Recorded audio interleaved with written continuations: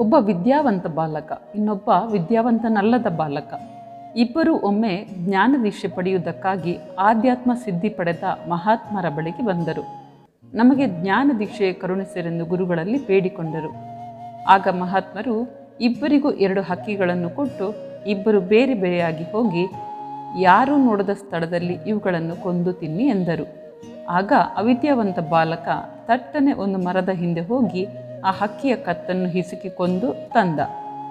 ಇನ್ನೊಬ್ಬ ಬಾಲಕ ನಿರ್ಜನ ಪ್ರದೇಶಕ್ಕೆ ಹೋದ. ಆಗ ಅವನಿಗೆ ಯೋಚನೆ ಬಂತು, ನಾನು ಈ ಹಕ್ಕಿಯನ್ನು ಕೊಲ್ಲಲು ಹೋದರೆ ಇದು ನನ್ನನ್ನು ನೋಡುತ್ತಿದೆ, ನಾನು ಇದನ್ನು ನೋಡುತ್ತಿದ್ದೇನೆ. ನೋಡುವವರು ನಾವಿಬ್ಬರಾದರೂ ಮೂರನೆಯವನಾದ ಪರಮಾತ್ಮ ನಮ್ಮಿಬ್ಬರನ್ನು ನೋಡುತ್ತಿರುತ್ತಾನೆ. ಮಹಾತ್ಮರು ನಮಗೆ ಆಜ್ಞೆ ಮಾಡಿರುವುದು ಯಾರೂ ನೋಡದ ಕಡೆ ಹೋಗಿ ಕೊಲ್ಲಿ ಎಂದಿದ್ದಾರೆ. ಹೀಗೆ ಯೋಚಿಸಿ ಕೊನೆಗೆ ಆ ಹಕ್ಕಿಯನ್ನು ಹಾಗೆ ತಂದಿಟ್ಟು, ಮಹಾತ್ಮರೇ, ಯಾರು ನೋಡದಿರುವಂತಹ ಸ್ಥಳ ನನಗೆಲ್ಲೂ ದೊರೆಯಲಿಲ್ಲ. ಪರಮಾತ್ಮ ಎಲ್ಲೆಲ್ಲೂ ಇದ್ದು ಎಲ್ಲವನ್ನೂ ನೋಡುತ್ತಿರುತ್ತಾನೆ ಅಲ್ಲವೇ ಎಂದನು.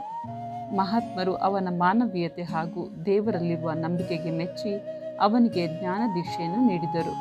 ಇನ್ನೊಬ್ಬ ಬಾಲಕನಿಗೆ ನೀನು ದೀಕ್ಷೆಗೆ ಅರ್ಹನಲ್ಲ ಎಂದು ವಾಪಸ್ಸು ಕಳುಹಿಸಿದರು.